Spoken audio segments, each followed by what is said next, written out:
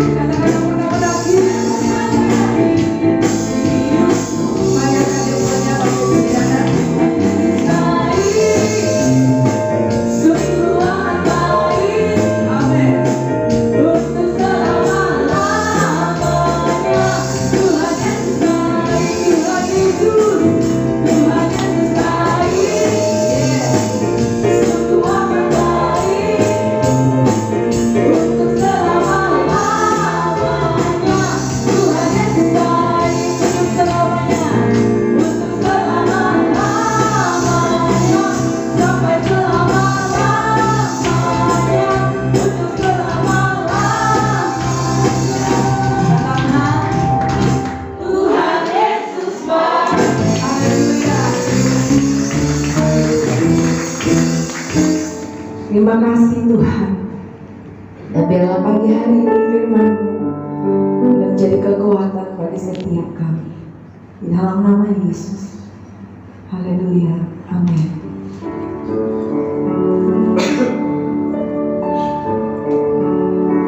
Terima kasih.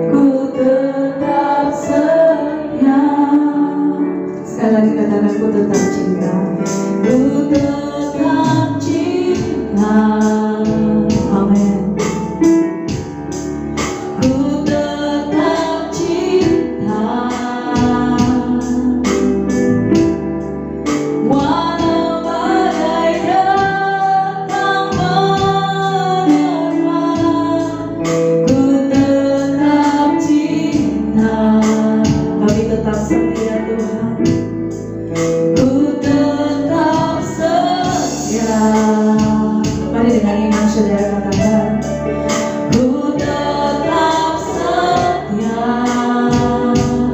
Amin. Walau topan datang menerpa, ku tetap setia.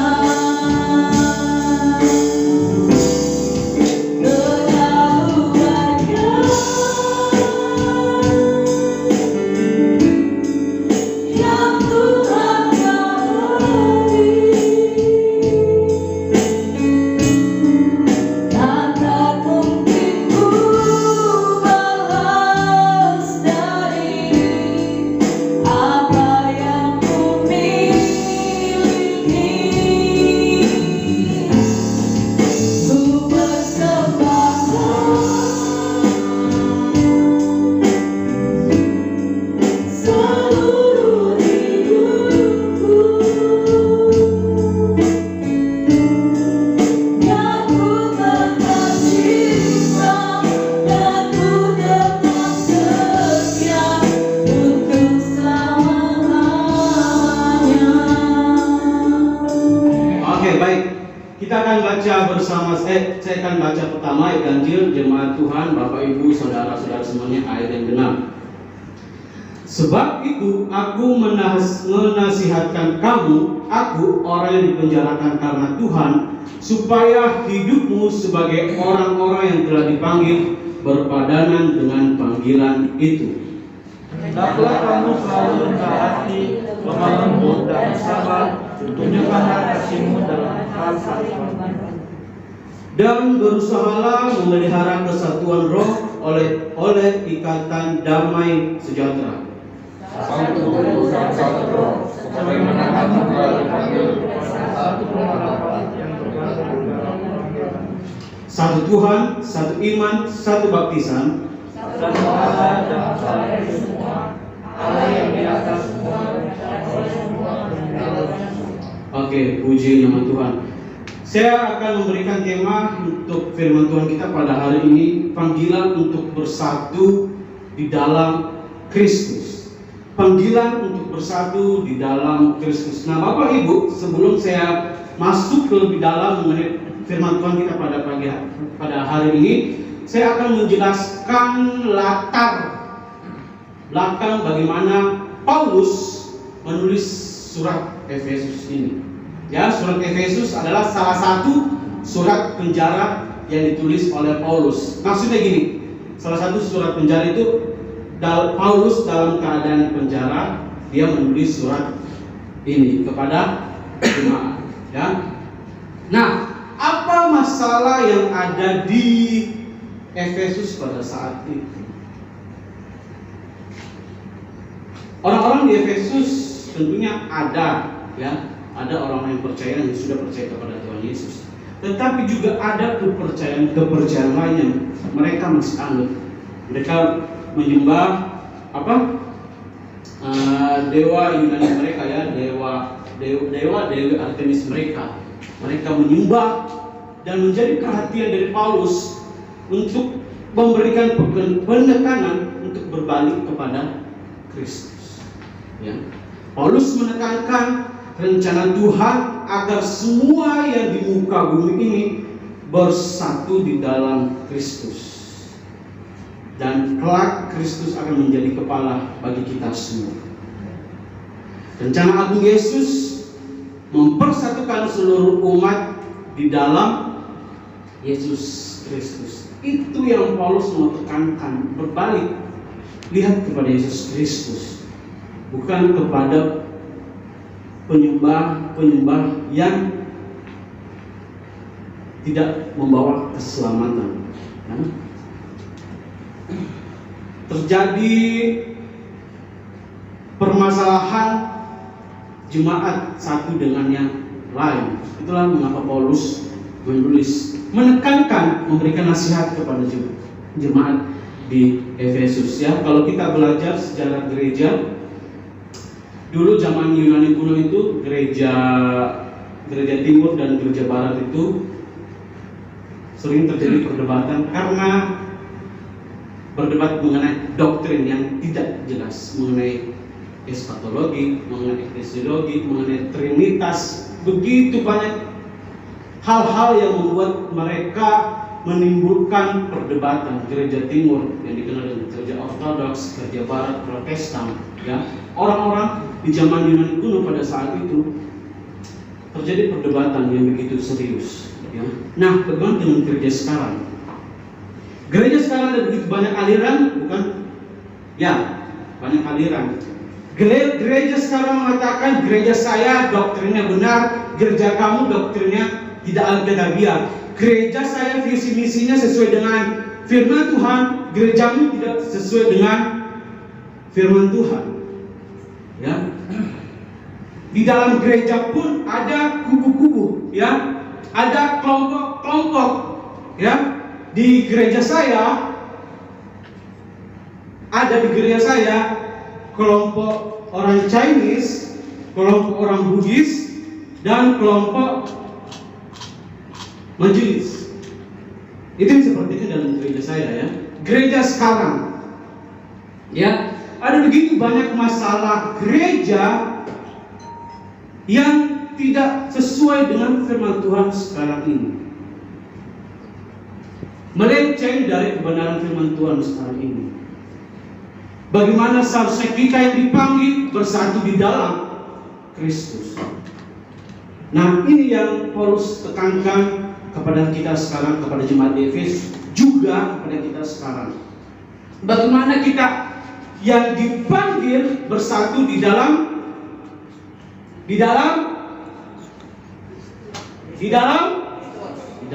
Kristus. Dan dalam hal ini kita akan mempelajari dari apa yang Paulus ajarkan, ya. Paulus terdorong untuk memberikan perhatian kepada kesatuan gereja sekarang ini, ya. Membetulkan pemikiran yang salah mengenai kesatuan, ya. Sekarang orang kurang tepat memahami kesatuan di dalam Kristus seperti apa, gitu. Tertanam di dalam satu gereja, tetapi di gereja itu sendiri pun masih ada permasalahan, ya. Walaupun gereja lain tidak melihat, tapi di dalam gereja sendiri pun masih ada masalah, ya. Apakah ini dikatakan bersatu di dalam Kristus? Nah, kita lihat ke ayat 1. Sebab itu aku menasihatkan kamu, aku orang yang dipenjarakan karena Tuhan, supaya hidupmu sebagai orang yang telah dipanggil berpadanan dengan panggilan itu. Paulus memberikan nasihat, juga memberikan persuasi, ya. Aku dipenjarakan. Paulus dipenjarakan karena apa? Karena Tuhan, ya. Bukan karena dia melakukan suatu kesalahan. Paulus yang sudah bertobat dalam pelayanan yang begitu luar biasa, dia dipenjarakan. Dia dipenjarakan karena Tuhan, bukan karena sesuatu hal yang tidak berguna. Nah, dalam pelayanan Paulus ada harga yang harus dibayar. Itulah mengapa Paulus mengatakan, ini loh aku yang dipenjara karena Tuhan. Ya, suatu bentuk penyampaian persuasi. Persuasi artinya gini, memberikan penekanan, memberikan keyakinan kepada orang-orang yang akan menerima berita itu, ya. Orang-orang yang akan menerima berita itu. Dan hal ini sangat serius bagi Paulus, ya.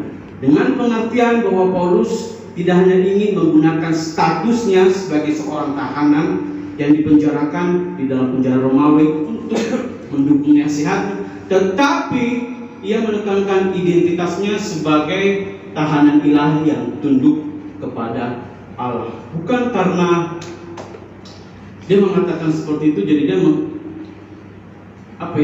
memiliki kebanggaan, maksudnya menyombongkan diri seperti itu. Bukan seperti itu, tetapi memiliki kebanggaan bahwa aku loh yang dipenjara karena pekerjaan Tuhan, karena aku memberitakan Injil, ya. Dipenjarakan karena pekerjaan memberitakan Injil. Salah satu cara Paulus menyampaikannya secara persuasi. Nah, dalam tradisi Yunani kuno itu cara-cara persuasi itu ada 3, ya, untuk memberikan keyakinan kepada orang-orang, ya, dalam tradisi Yunani ini. Yang pertama itu logos. Logos isinya apa, buktinya apa di dalam pemberitaan itu, dalam penyampaian informasi itu, logosnya apa? Ya, inti beritanya apa? Ya, supaya orang lebih yakin terhadap apa yang disampaikan. Yang kedua, etos. Etos itu berbicara mengenai karakter. Seperti ini. Misalnya di kampus ya, kalau dosen yang berbicara mengenai materi-materi, tentunya kita akan percaya karena dia sudah mempelajari. Itu seperti itulah etos ya. Yang pertama logos, kedua etos, karakter atau seseorang yang dapat dipercayai. Dan yang ketiga pathos. Pathos itu cara penyampaiannya.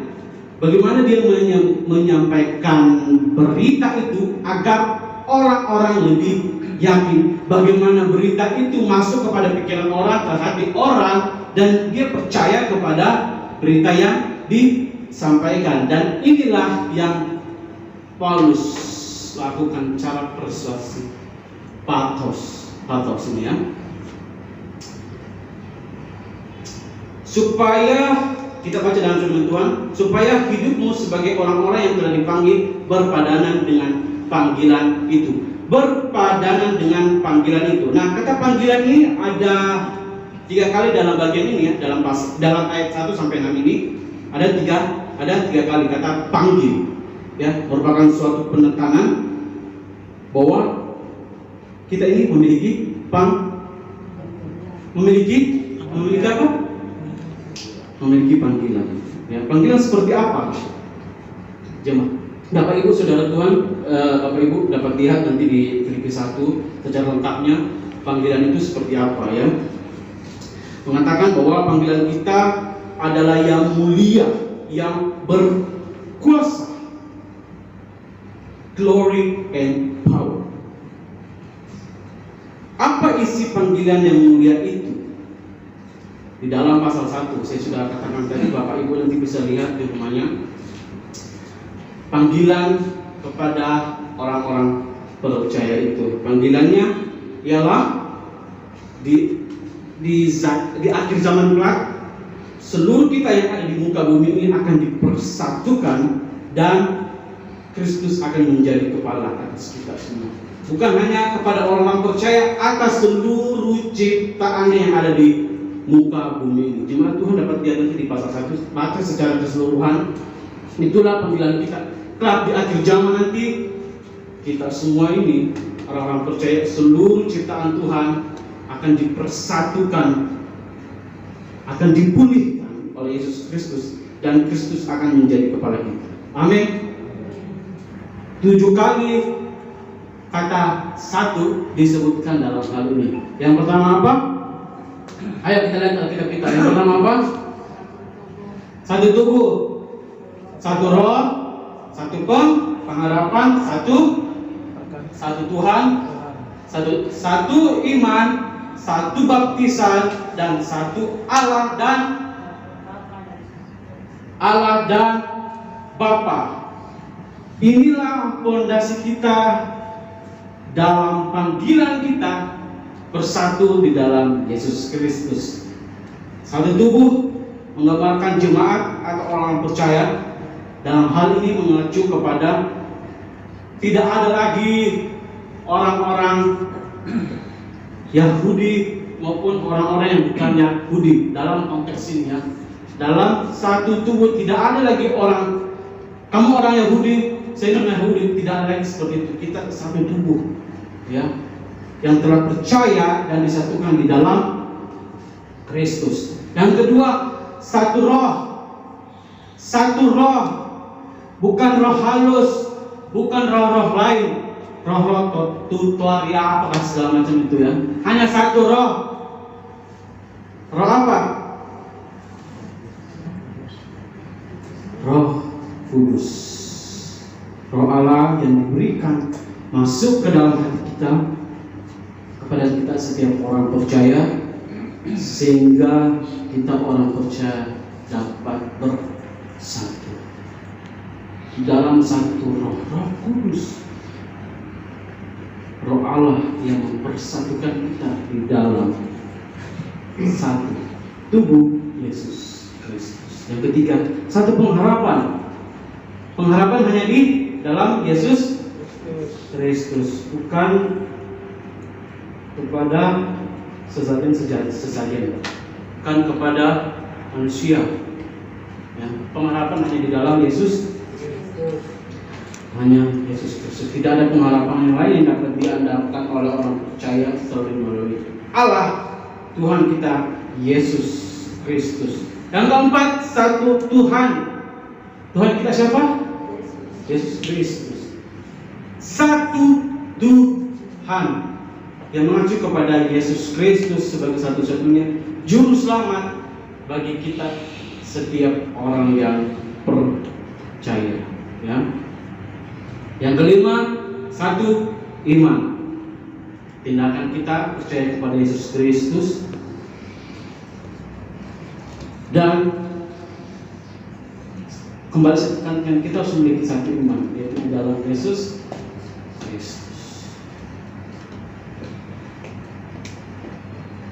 Paulus menekankan kepada jemaat di Efesus bahwa hanya ada satu iman, yaitu iman kepada Yesus Kristus. Karena kita tahu ya, sebelumnya saya sudah singgung tadi bahwa di jemaat Efesus itu mereka menyembah kepada dewa Yunani, dewa Artemis mereka. Ya, kepercayaan Gnostik mereka yang sangat terkenal pada saat itu. Dan satu baptisan.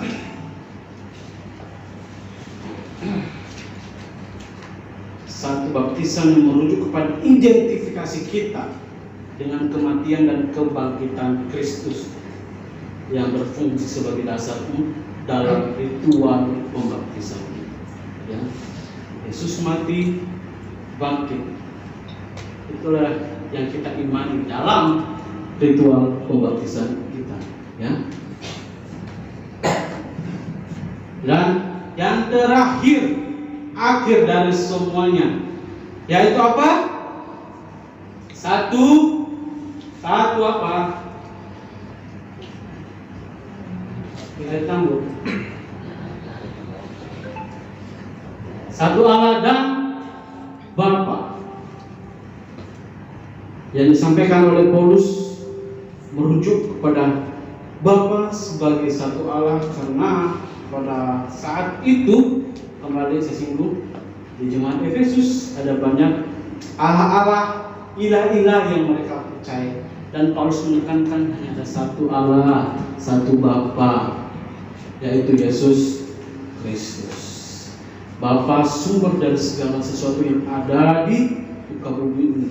Bapa yang akan menyatukan kita di dalam Yesus Kristus, yang adalah Kristus, kepala atas kita semua.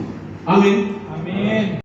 Dalam kita memiliki panggilan yang mulia, tentunya gaya hidup kita itu nggak bisa biasa-biasa saja dengan orang-orang yang di luar sana. Ya, kalau kita memiliki panggilan yang mulia, maka kita harus memiliki gaya hidup yang berbeda dari orang-orang di luar sana. Kembali saya tekankan ya, kita ini orang-orang panggilan ya. Di akhir zaman nanti kita dipersatukan, dipulihkan oleh Yesus Kristus, dan Yesus akan menjadi kepala atas kita semua. Dan untuk bagaimana mewujudkan ya, istilahnya bagaimana mewujudkan dari kita ini yang adalah orang panggilan itu, kita harus berbeda dari orang-orang di luar sana. Ya, tidak hidup asal-asalan. Ya, karena kita sudah memiliki panggilan, maka kita tidak boleh hidup secara asal-asalan. Nah, mari kita baca di ayat 2 dan 3. Kita baca bersama-sama ya, ayat 2 dan 3. 1, 2, 3. Hendaklah kamu selalu rendah hati, lemah lembut dan sabar. Tunjukkanlah kasihmu dalam hal saling membantu, dan berusahalah memelihara kesatuan roh oleh ikatan damai sejahtera. Saya mencoba untuk mencari terjemahan yang secara harfiah, secara literal, ya, berdasarkan teks aslinya, ya. Di situ dikatakan begini, ayat 2 dan 3 ini, ya. Itu ayat 2 dan 3 ini dalam terjemahan baru kan, dalam Alkitab kita itu kan dia terbagi dua, ya. Nah, di ayat 3 itu, dan berusahalah memelihara kesatuan roh kalau ikatan sejahtera. Sedangkan dalam teks asli itu kesatuan. Itu satu, ya. Saya terjemahkan begini. Dengan segala kerendah hatian dan kelemah lembutan, dengan kesabaran menanggung satu dengan yang lain dalam kasih, berusaha dengan sungguh-sungguh memelihara kesatuan roh. Apa yang berbeda? Ada yang berbeda? Apa yang berbeda? Ada kalimat yang berbeda? Ada, ya? Itu mengenai menanggung satu dengan yang lain dalam kasih. Nah, dalam terjemahan kita, tunjukkanlah kasih dalam hal saling membantu. Itu kurang tepat, ya.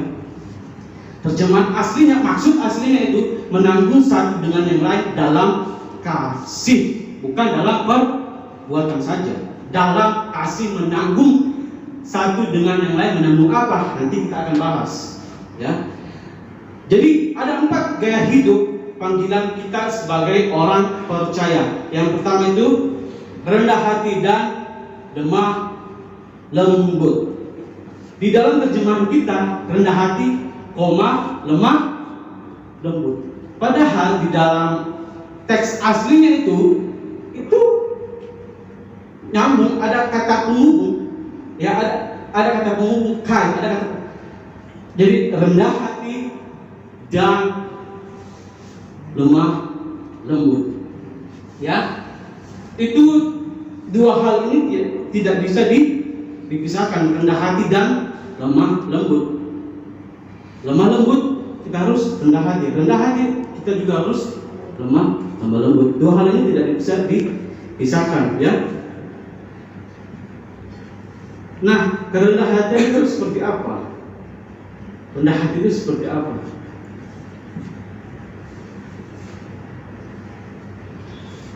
Ayo coba satu orang rendah hati itu seperti apa? Kita tahu, iya saya tahu rendah hati, dia rendah hati. Nah, sekarang saya tanya, apa itu rendah hati? Tidak sombong.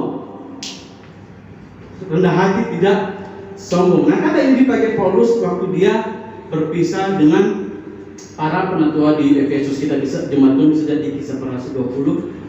Aku melayani Tuhan dengan rendah hati. Waktu Paulus berpisah dengan penatua-penatua di Efesus, kata rendah hati yang dipakai oleh Paulus. Tetapi mengenai rendah hati ini tidak jelas seperti apa. Nah, di dalam Filipi 2 ayat 3, di situ baru jelas rendah hati itu seperti apa. Mungkin ada yang satu orang bisa baca Filipi 2 ayat 3.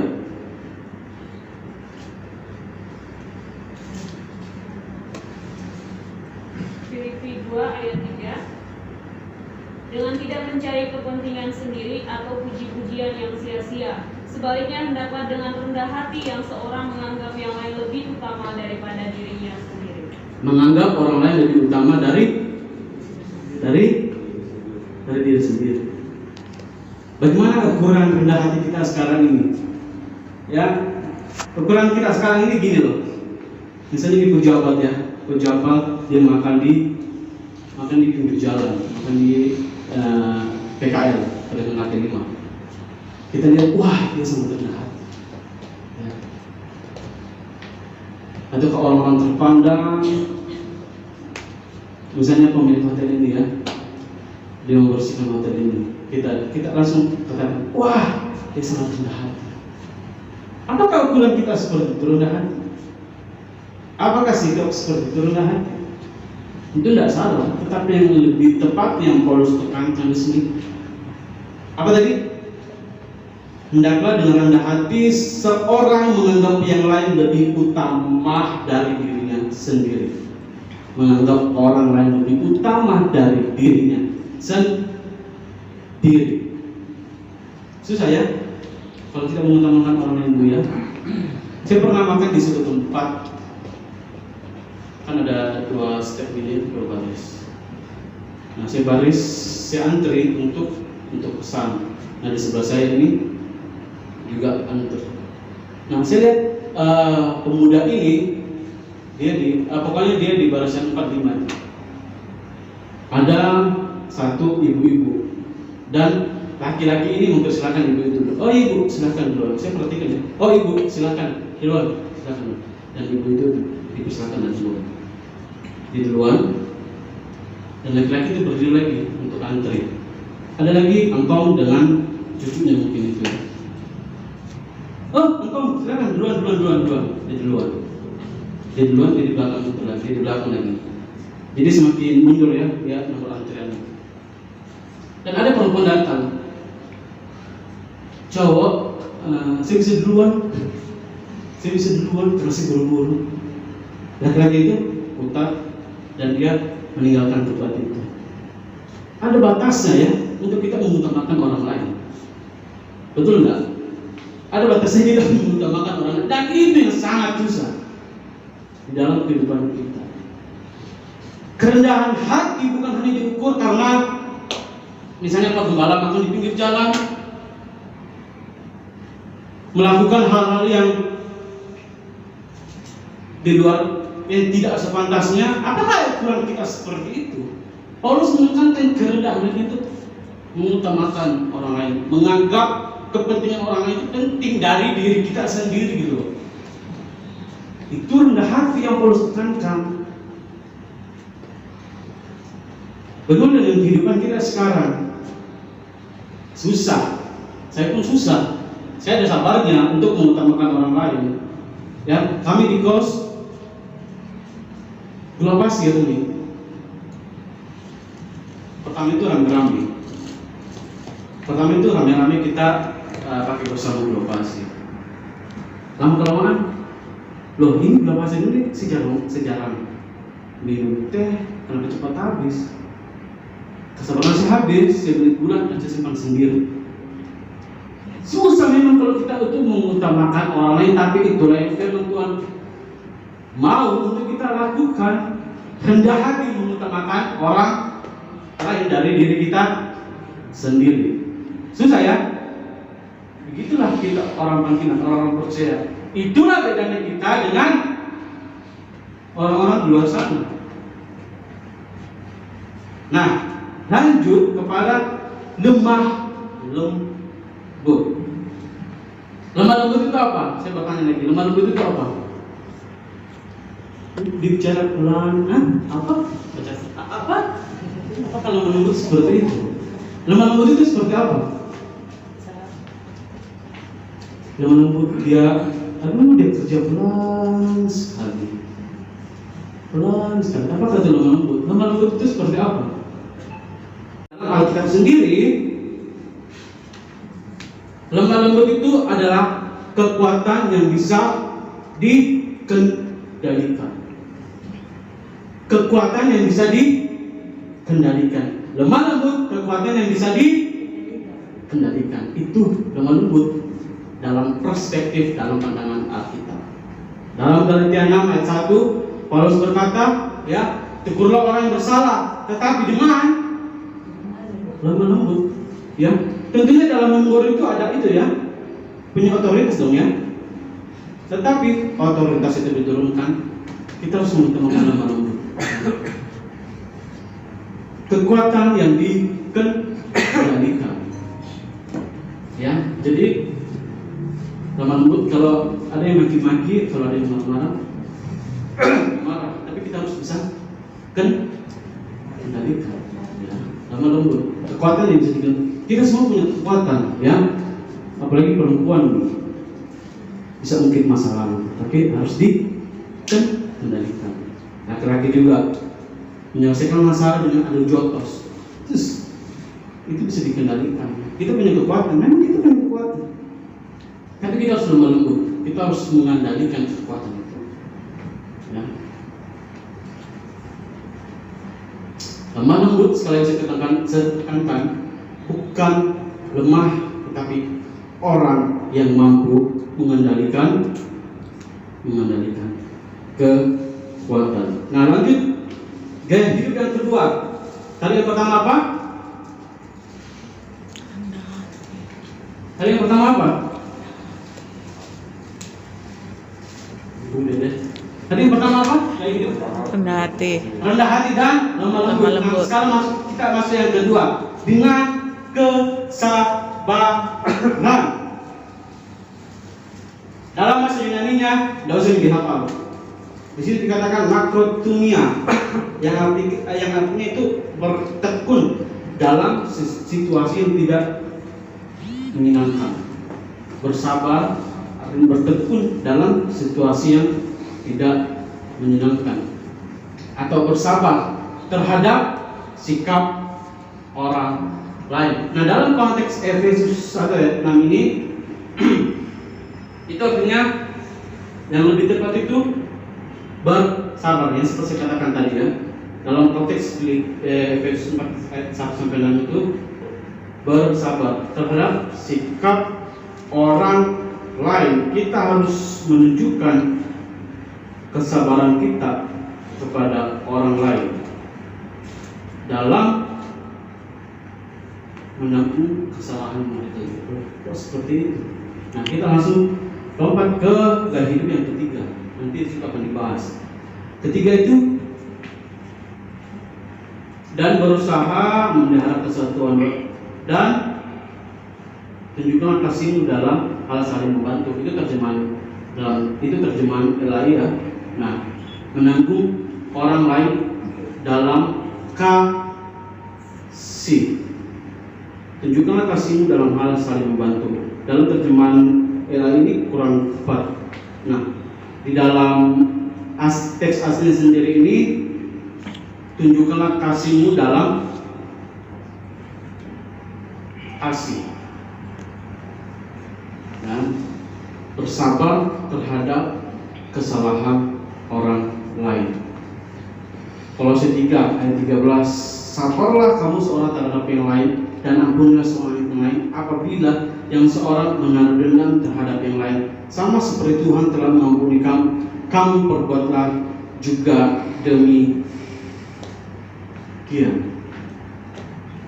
Bersabar dalam menanggung dalam kasih, menanggung kesalahan orang lain. Loh, kenapa saya harus menanggung kesalahan orang lain? Loh, dia yang punya salah, kenapa harus ditanggung? Jangan lupa kata kuncinya, kasih. Kita harus rela melepaskan pengampunan. Ketika orang lain salah terhadap kita harus rela melepaskan pengampunan kepada orang lain. Itulah yang Paulus tekankan. Menanggung orang lain di dalam kasih. Jangan lupa kata kuncinya kasih. Ya.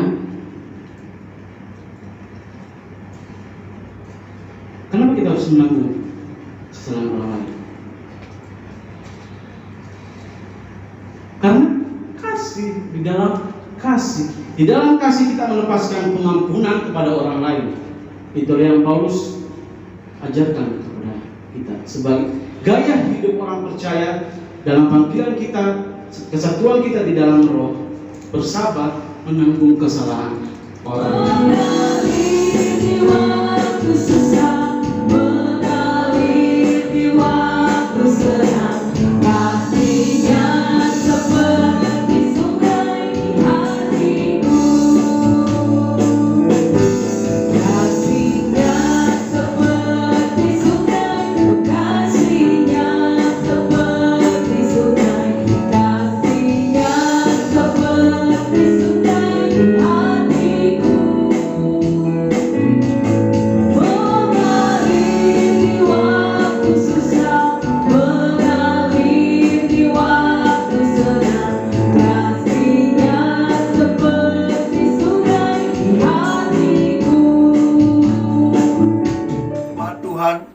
Tuhan, angkat iman percayamu dengan mengangkat kedua belah tanganmu ke hadapannya untuk menerima berkat-Nya. Diberkatilah engkau di kota, diberkatilah engkau di ladang, diberkatilah buah kandunganmu, diberkatilah adonanmu, diberkatilah bakulmu, diberkatilah keluar masukmu, dibiarkan musuhmu maju berperang melawan kau terpukul kalah olehmu. Dan apa yang sedang engkau usahakan, Tuhan berkati, sehingga engkau semakin naik dan tidak pernah turun. Engkau menjadi kepala dan bukan menjadi ekor. Bahkan anak cucumu perkasa di bumi ini, mulai pagi siang hari ini sampai kekal selama-lamanya. Yang percaya diberkati Tuhan, dilindungi, disertai, dan dipelihara Tuhan. Sama-sama kita katakan amin.